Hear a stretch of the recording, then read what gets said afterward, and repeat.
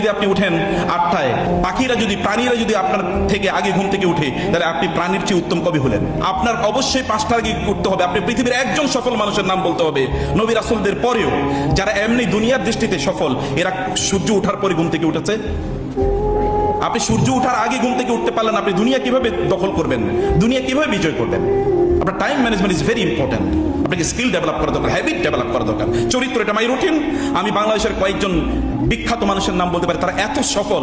যেমন মেডিকেল কলেজের ডক্টর শাহ আব্দুল হান্নানের নাম কে না জেনেছে?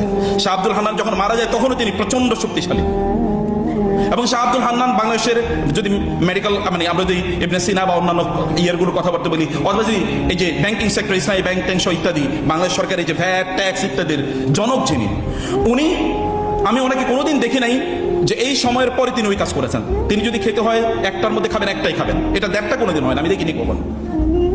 এই মানুষরা এমনি সফল হয় না, আপনাকে প্রচন্ড নিজকে কন্ট্রোল করেন, নিজকে তত্ত্বাবধানের মধ্যে নিয়ে আসেন।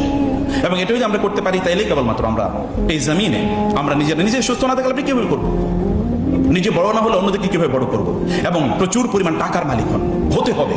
ইহুদি খ্রিস্টানদের কাছে প্রচুর টাকা, এই কারণে আমরা ওদের কাছে ভিক্ষা করি। আপনি প্রচুর টাকার মালিক হন, ওরা আপনার কাছে ভিক্ষা করুক।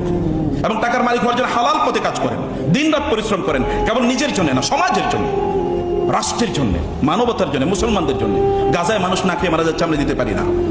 কারণ আপনি বলেন, হ্যাঁ আমার যদি আর থাকতো, আপনার থাকা উচিত। কেন আপনার থাকবে না?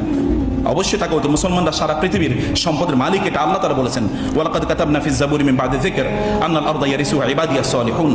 আমি লিখে দিয়েছি এই জমিনের মালিক হবে সালেহ, নেককার, যোগ্য বান্দা। অতএব যোগ্যতা অর্জন করেন।